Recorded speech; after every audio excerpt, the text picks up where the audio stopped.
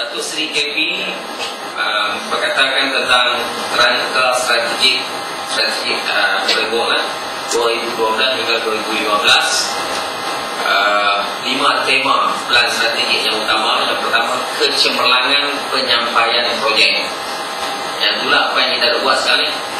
Kecemerlangan penyampaian projek iaitu pelaksanaan projek lah. Bermakna apabila kita serah projek, dan tak hanya sekadar bukan serah projek saja on time, tapi berkualiti.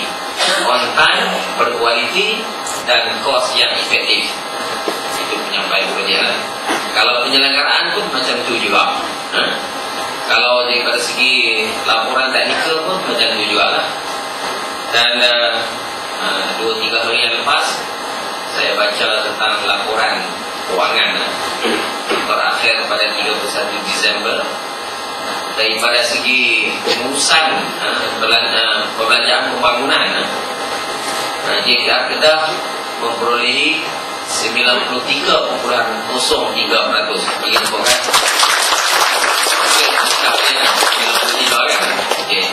dan saya tengok tu antara yang lebih daripada 90%. In fact, KP pun tanya kat kita lah, yang hantar kat saya dengan Jati. Dan saya tengok ada yang tinggi-tinggi yang kurang daripada 90. Jadi daripada segi prestasi kewangan, nampak gaya Kedah boleh tahan, tapi bukan tertinggi. Tapi sebabkan perbelanjaan kita, amount kita banyak, JKR wilayah Tuan dia lagi banyak saya tengok, tapi amount dia kurang sikit lah. Okay, mungkin takbir ni kan tidak, dia sampai 10 bulan kan, 7 bulan. Jadi kalau boleh tuan-tuan dan perempuan kerja betul-betul lah, supaya prestasi kita naik lagi daripada 93%, tahun lepas 90% kan, naik lagi. Cuma daripada segi prestasi PFI 85% kot, tak capai 90%, 8%, mana tak capai 90%. Boleh tak dalam masa 2-3 hari ini kita pushkan? Kalau boleh capai 90%, okey. Lepas tu perbelanjaan mengurus pun kita 80%, tak sampai 90%. Perbelanjaan mengurus itu daripada segi federal punya allocation lah. Daripada state saya tak tengok lagi. Mungkin saya akan bincang dengan Nasrul dan Masyidah dan dipahamkan last week ada masalah kan. Kondisi okey kot lah, belum lagi. So kita kenalnya percepatkan. Okey. So penyampaian projek daripada segi satu, perbelanjaan kita. Yang kedua, kita punya core business lah daripada piagam pelanggan kita, iaitu daripada segi pengurusan projek, pengurusan selenggara, nasihat teknikal, dan pengurusan pelanggan. Yang ini semua kita kena buat. Yang kedua, pengalaman kreatif bersama pelanggan. Yang ini pun penting lah. Bermakna apabila kita memenuhi kehendak pelanggan semasa penyampaian projek itu, mana kita kenal, yang saya dah kata dah, bermakna dengan pelanggan kita kenal cari jalan bagaimana kita nak baik dengan dia. Tapi baik itu mesti ada, buat baik berpada-pada, buat jahat jangan sekali lah. Bermakna kita jangan cuba create permusuhan dengan dia, tapi kita cari jalan bagaimana untuk menyelesaikan masalah. Bermakna daripada segi aduan, mungkin tahun ni daripada segi penyelenggaraan bangunan dan jalan. Dan saya tengok JKR ini lah ada, saya tengok staff-staff dia untuk pergi jalan sekarang ni, dia lebih cuci jalan dan sebagainya kan. Dia punya scaffold pipe, saya dah cerita dah dulu, mungkin di Kedah Celah ada ni, Mazan tak ada, Mazan tak ada, Celah tak ada, di Zabidi tak ada, semua tak ada. Okay. So jalan penting, mana kita nak kena upgrade kan daripada segi pelaksanaan projek dan penyelenggaraan. Yang seterusnya tentang pusat kecemerlangan teknikal. Jadi mana pusat kecemerlangan teknikal kita ni akan dibina di Melaka, tapi sekarang ni belum lagi. Jadi insyaAllah sebenarnya ini ada kaitan dengan latihan lah.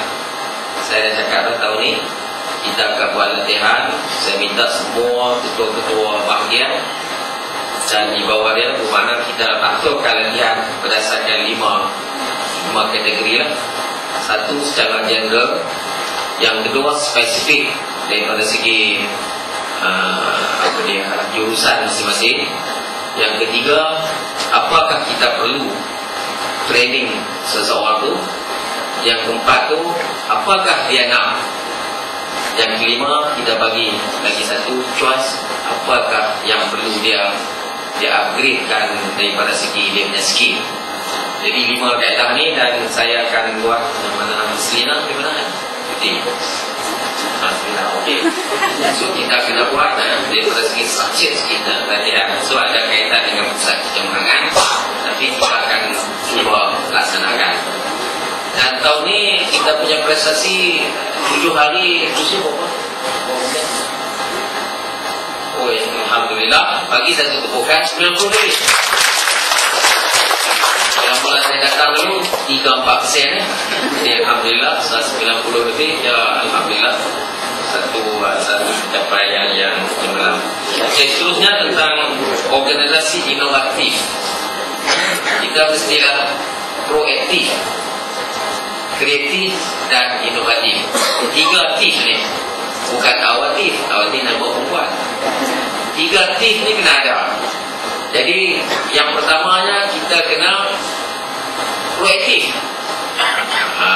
Yang ni saya nampak, dah maaf lah, saya duduk sini dah 3 bulan lebih.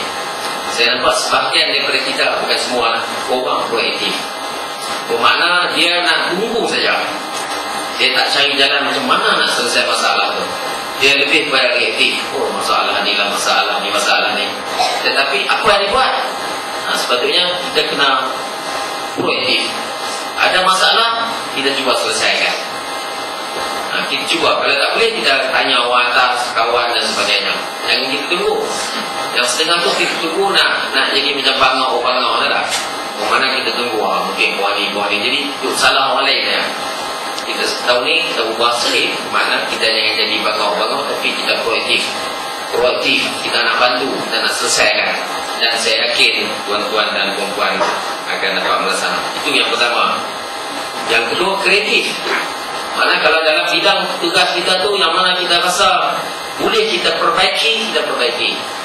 Daripada segi prosedur yang saya kata terlepas, bila datang kat saya tu, mungkin kalau contohnya kita ambil claim tu dah claim. Kalau kita ada checklist, jadi kalau semua dah selesai, bila datang kat kita, terus kita proses. Kita tak payah tanya ini ada ini. Bagaimana save time dia, save time kita. Macam tu juga kalau roadside development, bila orang pas kat kita dia punya permohonan, semua ada lengkap. Kita sign kata lengkap, dan dia sign kata dia telah serah lengkap.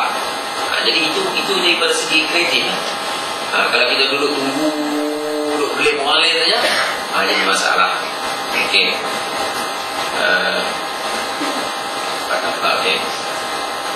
So kita mesti ada proaktif, kreatif, dan lagi satu inovatif. So tahun ni kita akan masuk pertandingan macam-macam. Dan lagi satu, saya nak tuan-tuan ni ada sedikit inovatif. Dan setengah saya nampak kawan-kawan kita ada lah, dia punya bermakna benda-benda yang inovatif. Cuba tidak ditengahkan secara struktur. Jadi kita kena tengok lah. Mungkin setiap bahagian ada satu lagu, sama ada inovasi dia daripada segi teknikal ataupun daripada segi urusan. Yang seterusnya yang KP cakap ni adalah memacu kelestarian. Memacu kelestarian ni dia lebih kepada apa-apa kita buat ni, kita mengingat bahawa kita ni nak hidup lama. Yang kedua, kita ingat bahawa generasi akan datang akan meneruskan perjuangannya. Jadi umpamanya, that's why saya katakan mechanical, electrical, yang mana kita boleh save energy. Kalau kita buat bangunan tu, kita kurangkan pemotongan pokok dan seumpamanya. Baru-baru ni hari Sabtu lepas, Sabtu kan, kita pergi ke Bukit Malun, Ahad lepas, kita ada satu pakar dia panggil doktor pokok lah. Dia ada terang kat kita detail sama daripada Agung tu. Kira Seri Paduka Baginda Yang Tuan Agung memang amat teruja dengan explaining pokok-pokok tu, bagaimana nasib pokok dan sebagainya. Seri Paduka Baginda Yang Tuan Agung sendiri dia amat sayang terhadap pokok.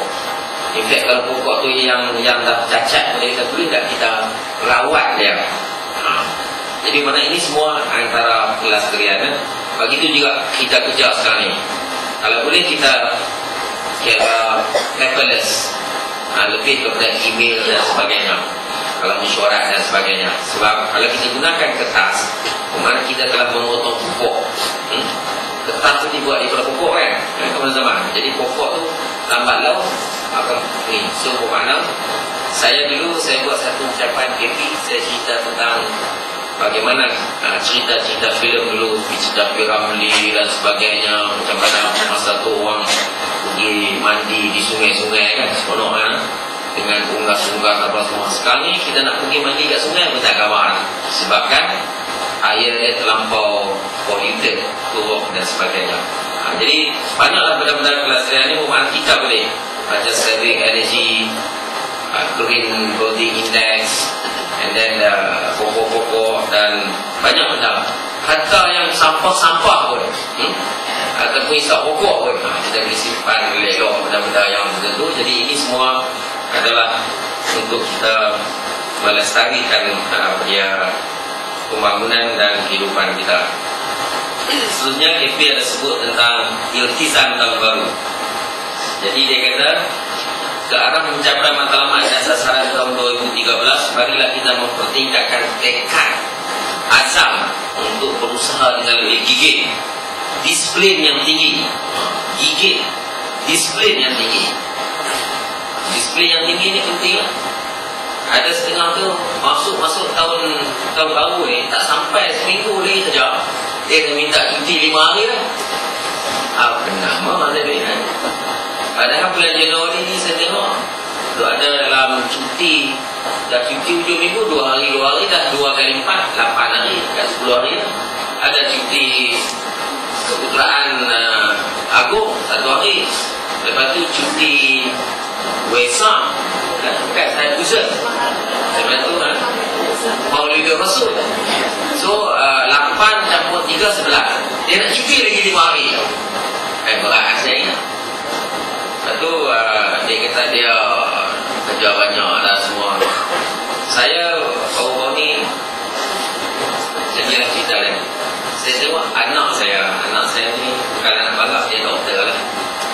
Dia bila dia kerja kan, dia gaji dah saya ingat dengan dia baru kerja ni. Saya ingat tak lebih daripada RM1 lebih lah. Tapi dia kerja saya tengok kan sampai 18 jam, 24 jam. Duduk macam-macam lah, nak buat round lah. Silap sikit, nak lempar file lah, apa semua kan. Tapi saya tengok kita ni baru kerja, suruh kerja tak mau buat. Lepas tu suruh tukar pergi tempat lain, komplain lagi. Jadi saya tengok bisa lah. Doktor tu nak pas pun susah. Patut dia macam ni lah juga. Tapi dia 5 tahun, kita 4 tahun. Bila kerja susah saya tengok. Dengan stress lah, dengan tidur orang lah semua. Kita ni relax. Sampai ada kursi malai dalam bilik mana. Jadi mana kita relax. Bila kita relax, itulah masalahnya. Jadi makna kita carilah jalan supaya kita bekerja dengan lebih gigih, lebih disiplin yang tinggi dan amanah. Ni KP cakap ni. KP kata kerja berusaha dengan lebih gigih, disiplin yang tinggi. Jadi kalau disiplin tinggi, janganlah awal-awal dan cuti lah. Lepas tu tengok pagi tadi sudah kita mula 8.30. Pengarah saya kita lewat sikit lah saja, nak tengok lewat sikit. Tapi ada lewat daripada saya. Jadi mana kita kena disiplin. Okay.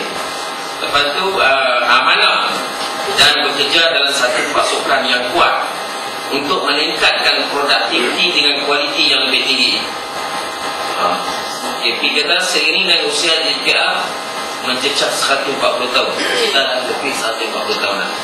Mana macam saya kata tadi, bermakna kita lah benar bekerja dengan gigih sebagai satu pasukan dengan penuh amanah, integriti tinggi, bekerja dengan cepat dan tepat, dan kita upgrade diri kita.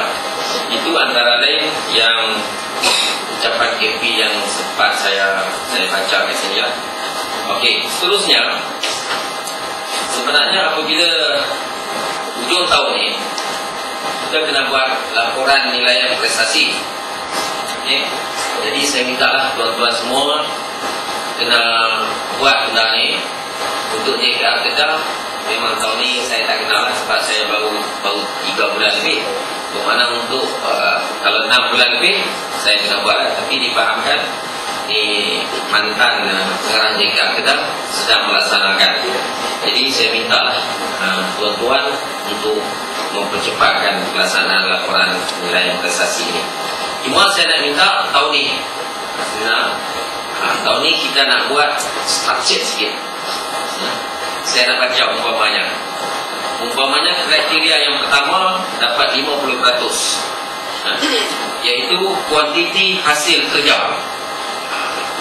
Saya nak baca ni nak cerita bawah sebab saya berdasarkan ni. Besok kalau tak dapat jangan salahkan saya. So kriteria yang pertama yang dapat 50% ni kuantiti hasil kerja. Kuantiti hasil kerja seperti jumlah. Kita akan tengok lah. Kalau bagi kat dia satu projek jumlah pun tak boleh siap, kacau. Lepas tu bilangan, kadar, kekerapan dan sebagainya berbanding dengan sasaran kualiti kerja yang ditetapkan. So kita akan bincang dengan ketua-ketua bahagian, dan ketua bahagian akan bincang dengan dia punya sabun ini sampailah tingkat dia grade 1 kan. Kita kena letakkan kerja dia apa. Dan insyaAllah saya akan sekali 2-3 daerah saya dah melawat lagi. Lepas tu saya akan melawat bahagian. Saya nak jumpa semua. Dan apabila saya jumpa tiap bahagian, ketua bahagian mestilah dengan staf-staf ada dia punya file kerja lah. Bahagian pentadbiran kata 2 minggu. Tapi saya pergi sampai hujung bulan, saya nak tengok lah. Dah 3 bulan kan, saya nak tengok. So kata saya pergi jumpa Nasrul, saya nak Nasrul semua ada dengan, saya nak tengok apakah tugas. Nak tengok betul lah. Betul hari itu juga saya tanda tangan. Mana kita nak tengok itu daripada segi dia punya file meja, apakah tugas dia. Tadi saya tanda tangan satu tugas yang hantar ke meja saya seorang mahazan. Okay. So kualiti hasil kerja, yang ini penting. Tadi kuantiti bilangan. Kalau kita bagi termasuklah dia punya kos lah. Kita tengok kalau bahagian elektrik bagi kat dia duit 4% dia belajar. Kita tengok je dia lebih kepada dia work atau tinggi. Okay. Kalau KJN dia dapat 90%, 90%. Kalau dia dapat 50%, 50%. Jangan marah saya. Dia dengar macam tu lah. Dia akan buat macam tu. Okay. Kualiti hasil kerja. Tadi kuantiti. Kualiti ni. Kualiti kalau orang komplain banyak, dia pun tak ambil kisah. Dia tidak proaktif. Tapi kalau orang komplain banyak, dia proaktif. Dia selesaikan semua. Okay. So kita akan tengok. Nilai dari segi kesempurnaan, teratur dan kemas. Kita tengok betul-betul. Dulu main maintainnya ya. Tahun ni saya nak tengok. Kita tengok betul-betul dasarnya. Dinilai dari segi usaha dan inisiatif untuk mencapai kesempurnaan. Kadang-kadang dia ada masalah, tapi inisiatif dia tu. Kalau dia minta law ya, dia bukan inisiatif, dia kepiak. Kita nak tengok benda-benda tu. Yang ketiga, ketepatan masa. Jadi kalau saya kata sila bincang hari ni, seminggu boleh bincang. Dia tak ada. Jadi kita tengok macam ni. Sebenarnya semua dah ada, tapi kita maintainnya ikut dah kan. Tahun ni kita kena structure sikit. Keberkesanan hasil kerja dinilai dari segi memenuhi kehendak stakeholder atau pelanggan. Kalau pelanggan duk komplain ya, umpamanya dia duk komplain JD Kota Star, tidak boleh. Contoh, ataupun dia komplain JD Kuala Muda. Jadi kita nak tengok benar-benar ni keberkesanan hasil. Tapi kalau dia komplain tapi dia proaktif, okay. Pergi kepada pengetahuan dan kemahiran. Ni kita tengok. Mana salah satu dia khusus lah. Kalau khusus tak sampai 7 hari atau di bawah dia hanya 50%. Kita tengok. Okay. ilmu pengetahuan dan kemahiran dalam bidang kerja. Bila saya tanya, dia kena tahu lah.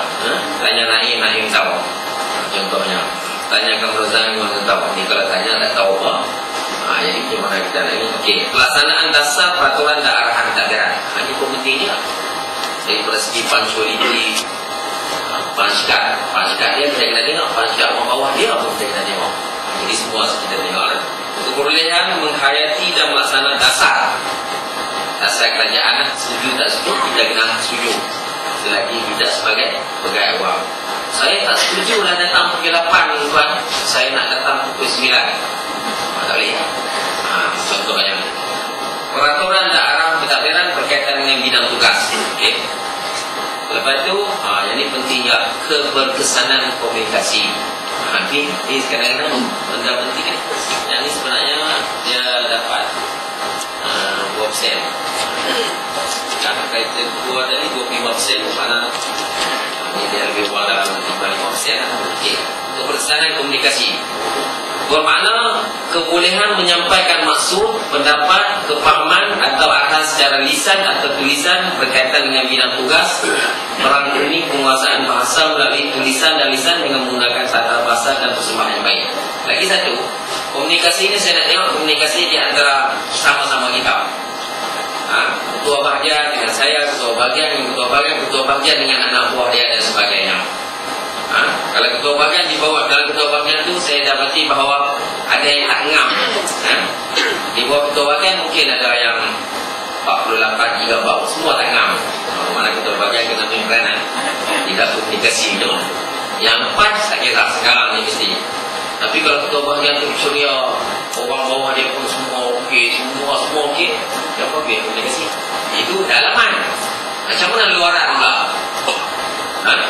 Kalau kata komplain luaran masalah komunikasi, kita tak boleh bagi full mark. Dan seterusnya kualiti peribadi. Ini wajaran 20%. Ciri-ciri memimpin. Adanya Syafi'i, bawah dia boleh mimpin tak? Kalau dia boleh buat kerja, bawah dia tak buat kerja, dia tak boleh mimpin. Tapi kalau dia boleh mimpin, di bawah dia boleh buat kerja, dia boleh mimpin. Contohnya, mempunyai wawasan, komitmen, kebolehan membuat keputusan. Kena buat keputusan.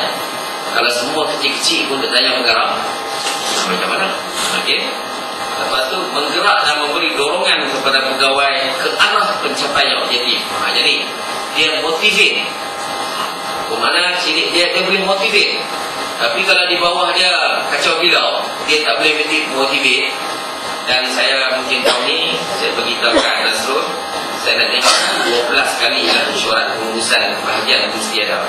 Saya buat mesyuarat pengurusan di pelbagai ni, tapi bahagian itu kena ada apa yang berbincang. Jadi semua kena ada. Kebolehan membuat keputusan, menggerak dan memberi dorongan. Yang ni yang penting saya nak tengok. Kalau di bawah dia, saya masuk tengok, dia tak boleh bagi dorongan, dia tidak ada membuat keceriaan, umpamanya 5S ke macam-macam. Jadi kita akan tengok semua. Kebolehan mengelola. Jika di bawah dia tak boleh kelola, bermakna datang kat merah ke kuning, tak kisah. Jadi saya nak tengok keupayaan dan kebolehan mengembeling segala sumber dalam kawalannya seperti kewangan dan nagas manusia. Sumber kewangan, tenaga manusia ni kita semua. Okey. Peralatan dan maklumat bagi merancang, mengatur, membahagi dan mengendalikan sudut tugas untuk mencapai objektif organisasi. Semua ada sebab saya peringatkan balik ya. Okey. Lepas saya tak tahulah tahun depan, tahun ni kita nak buat macam tu. Okey. Disiplin. Disiplin pun pentingnya. Mempunyai daya kawal diri dari segi mental dan fizikal, termasuk mematuhi peraturan, menepati masa. Jadi mungkin lagi sekali ni kita kata pukul 8.30 kita ambil nama 8.30 kita tutup itu. Jadi hak lambat tu dia tahu. Mungkin ada seorang dua ada masalah, tak apa lagi dah bagilah. Tapi ramai tu dia kisah, dia pengarah tak ambil kisah, tak ambil kisah, semua tak ambil kisah, nobody cares. Jadi sekarang ni kita nak care, everybody must be care. So mengerti bahasa, semua kita akan tengok mengerti bahasa, bukan saja mesyuarat. Kerja pun kena menepati masa. Kalau kata kerja aku kena siap seminggu lah.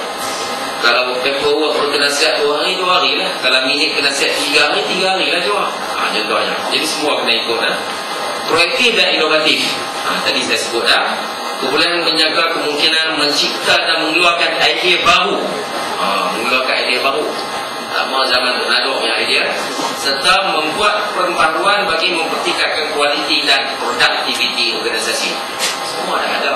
Cuma kita tak ikut, kita main bubur 10. Boleh 10 kalau dia memenuhi ya.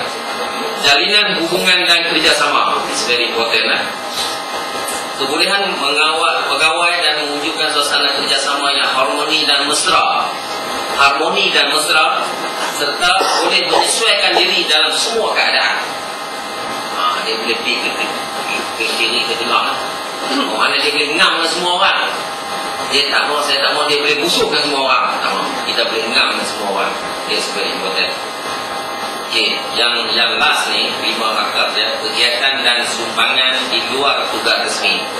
Yang ni pun kena tengok je lah. Setengah tu dia tak buat apa, dia nak buat markah. Saya tak. Ni semua ni kita akan bagi lebih pada 90 kalau semua diikut. Umpamanya dia aktif peringkat komuniti kan, jabatan kan, daerah kan, negeri kan, negara, tak ada masalah. Tak kisah, asal dia aktif, kita boleh bagi markah yang tinggi. Tapi kalau dia ahli saja, markah sikit lah. Tapi dia presiden, timbalan presiden, ataupun sebab saya nak galakkan tuan-tuan nak ambil juga, benar-benar. Kalau tidak, apa beza?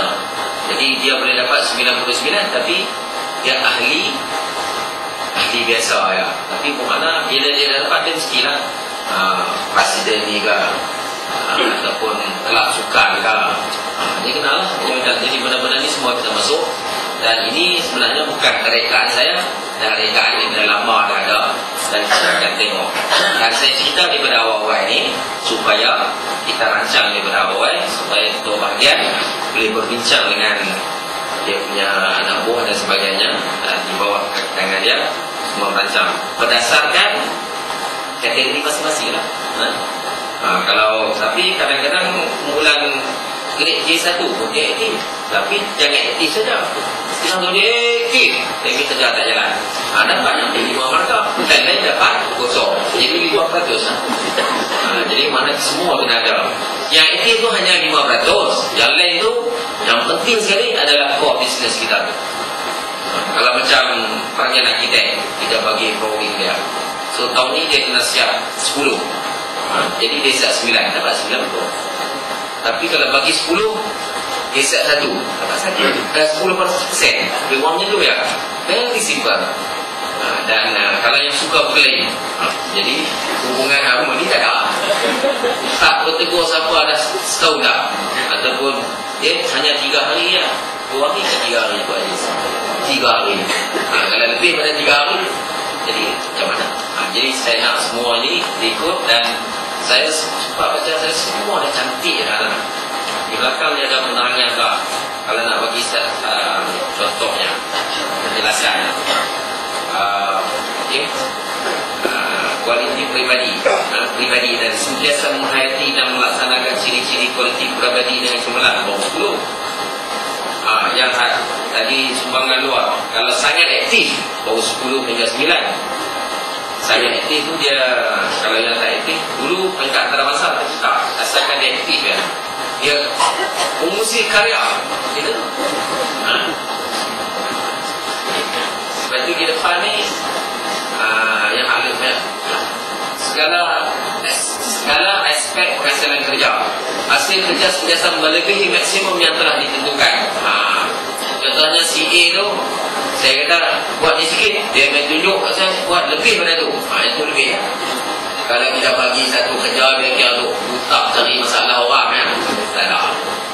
Jadi kita adalah sebab saya nak kita pergi balik, tengok balik, supaya inilah sebenarnya dia akan menaikkan prestasi diri kita dan prestasi jabatan. Jadi itu antara lain yang saya nak sebut hari ini. Dan yang lebih penting sekali, kita hendaklah bekerjasama. Kita kerjasama dan tegur menegur muhasabah diri kita, dan kita masalah di antara kita satu dengan lain. Apakah masalah-masalah kita boleh dapat selesai bersama. Dan tahun ni saya nampak daripada segi belanja negeri pun kita banyak. Kita lebih daripada 200 juta masyarakat. Negeri saja tahun lepas 100 lebih, tahun ni 243 juta banyak. Dan federal pun difahamkan banyak, walaupun orang saya nampak sedang banyak. Jadi make sure kita buat rancangan daripada awal, kita laksanakan sungguh-sungguh. Umpamanya kita dapat 14 juta untuk projek kita sendiri. Projek kita sendiri 14 juta. Kalau orang bagi kita 14 juta projek kita sendiri, kita tak boleh belajar. Di belakang orang digelak sampai mati. Bagi kat dia sedikit pun kita tak boleh buat. Jadi benar-benar ni lah kita kena tengok. Dan daripada segi lain kita akan bincang di masa ke semasa untuk kita improve lah. Dan mungkin tahun ni apa lagi kita boleh cadang. Saya nak cadang kita adakan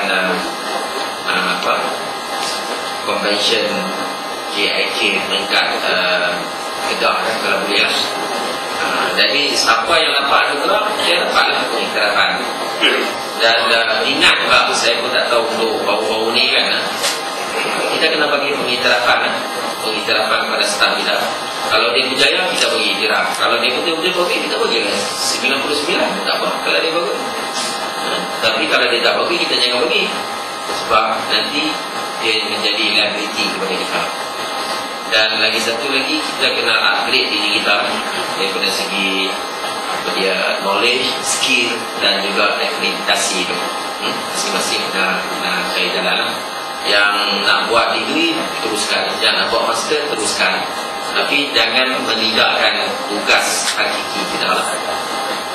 Itu saja yang saya ingin sampaikan pada hari ini. So, marilah kita bersama-sama berdoa kepada Allah Subhanahu Wa Taala supaya dipertingkatkan iman kita, dipertingkatkan amalan kita, dipertingkatkan minda kita, dipertingkatkan persaudaraan kita, dipertingkatkan kemahiran kita, dan dipertingkatkan daripada segi kesihatan kita. Jadi saya sebut kita kena jaga kesihatan. Kalau kita share MC ya, kira minggu pertama dah minta 5 hari dah, kacau usaha macam apa. Bermakna sama ada kerja tak ada, ataupun tak mau buat kerja, ataupun kalau motivasi kita macam mana saya pun tak tahu dah. Saya dah rasa macam terkejut dah. Pasal minggu yang pertama dah minta 5 hari dah. Jadi tuan-tuan dan puan-puan, itu saja. Yang baik adalah Allah Subhanahu Wa Taala, yang tak baik adalah daripada kelemahan diri saya sendiri. Marilah sama-sama kita berdoa dan kita bekerja sebagai satu pasukan, satu keluarga. Jadi bila kita rapat di antara kita bersatu di antara kita ceria di antara kita. Jadi orang lain takkan mengganggu gugat kita. Tapi kita mestilah smart. Daripada segi pakaian kita smart, pakaian smart, otak kita smart, kerja kita smart. Semua kita mestilah smart supaya kita berada dalam keadaan baik. Okey. Yang baik daripada Allah, yang tak baik itu kita pertingkatkan. Sekian, wabillahi taufiq wal hidayah. Wassalamualaikum warahmatullahi wabarakatuh.